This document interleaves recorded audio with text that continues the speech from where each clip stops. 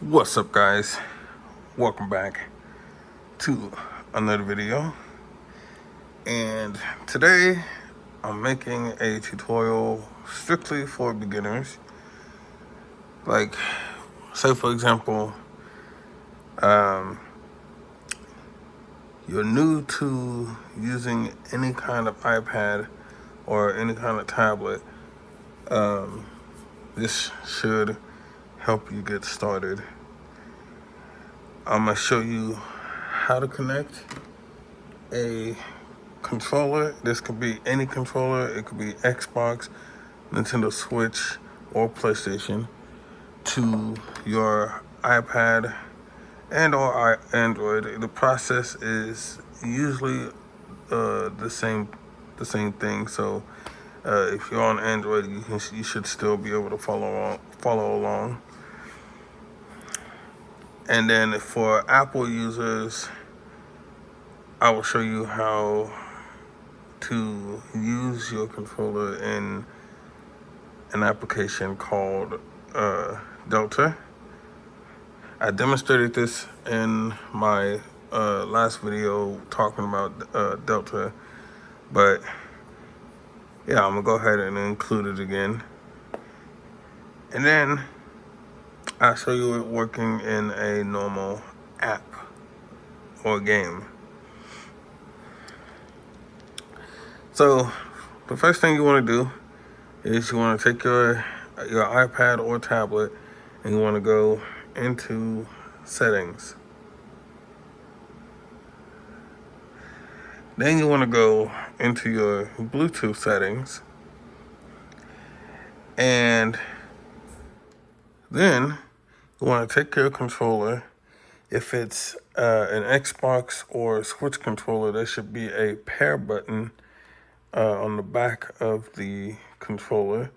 And for PlayStation controller users, you have to press the share button and the PlayStation button at the same time, and then it'll go into pairing mode. You'll know it's in pairing mode when the light starts flashing. All controllers do this, which is a good thing. So we're gonna hit the pairing button on our controller, and then we're gonna kindly wait.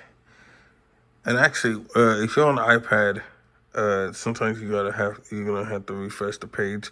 So what I do is I go to a different tab and then go back, and then the controller will usually show up, which actually,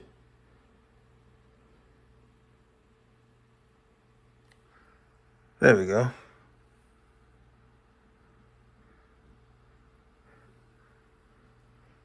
Okay, and now it is connected, as you can see. And so now you can actually go and play a game if you want. So let's see.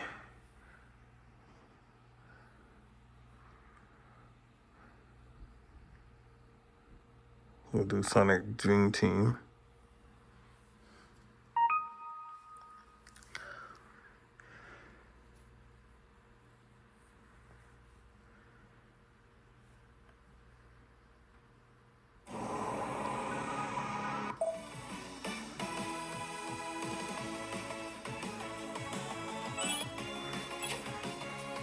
And as you can see,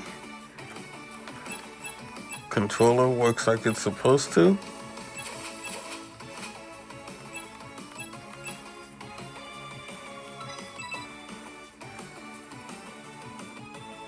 I thought I did all of these. I guess I didn't.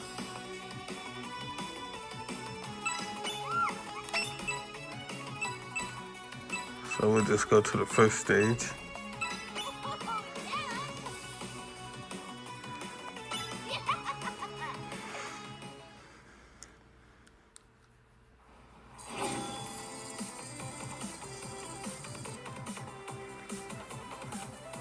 And as you can see, I'm using the controller to control Amy. And then I can jump, I can boost,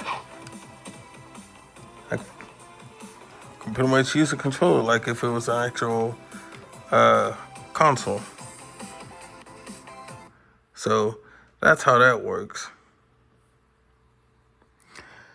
And then if you want to use it in something like an app like Delta,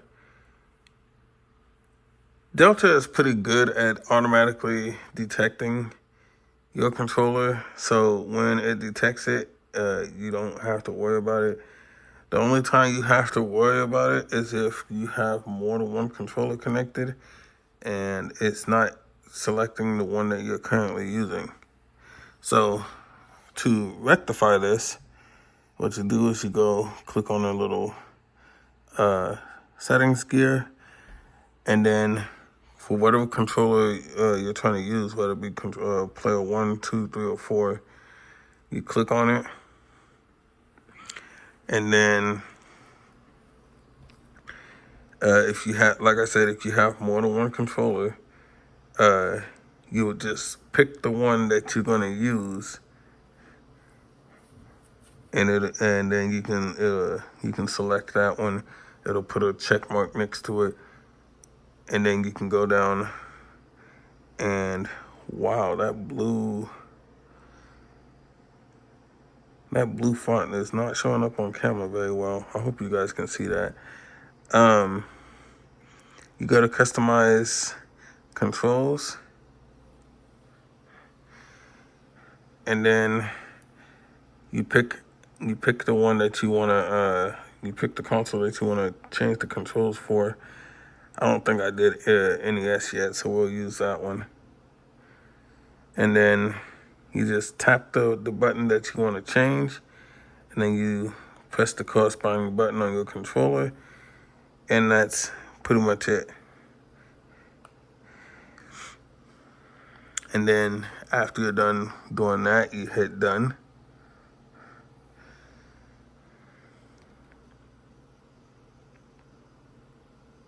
If I can get this to rotate, thank you. All right, then you go back and you hit done, and then you can actually go and play whatever game that you want to play.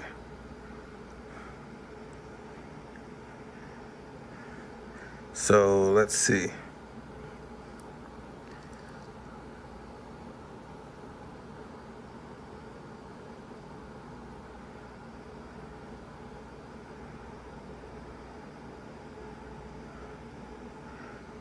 We'll do F0.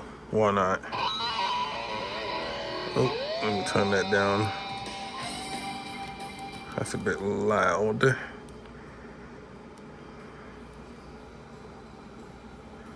Sonic Dream Team was kind of loud too, if I'm being honest.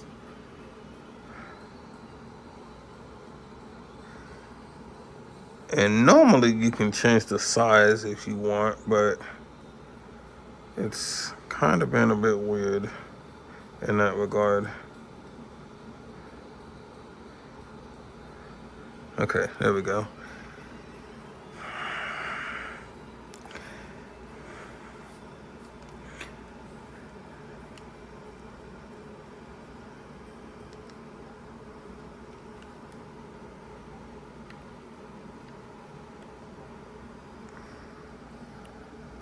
We'll go time attack.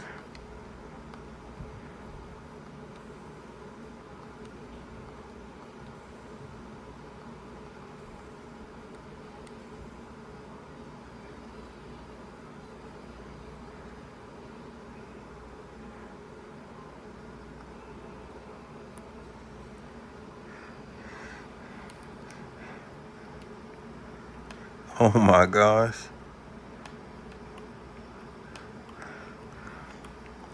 I was gonna try and keep it on screen, but it is actually really hard to drive like that.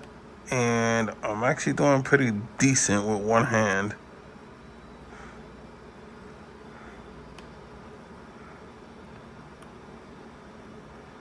not doing the greatest, but I am doing pretty decent. But yeah, you get the idea. And yeah, that's pretty much it. That is pretty much it in that regard.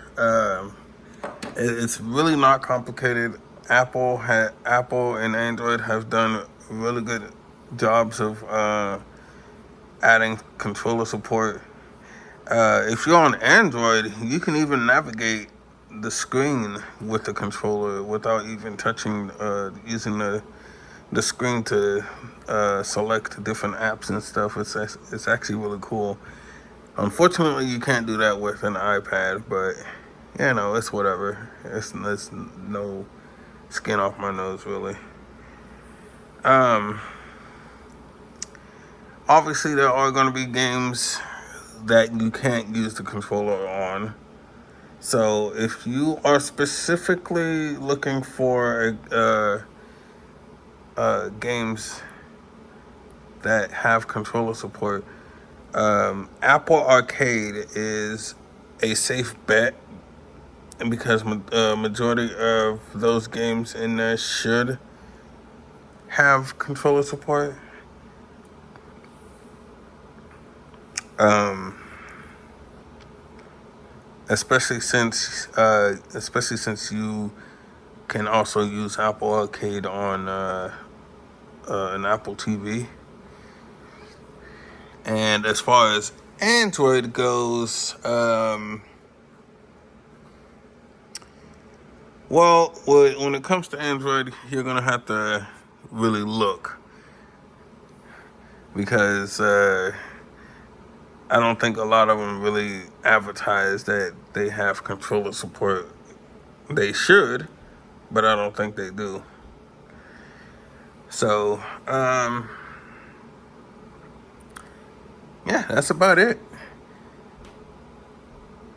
Hopefully you found this useful. If you did, smash that like button, subscribe if you haven't already, and let me know what your favorite game is. It could be Apple, Android, or console or PC. It don't matter. And I will see you guys in the next one. Later.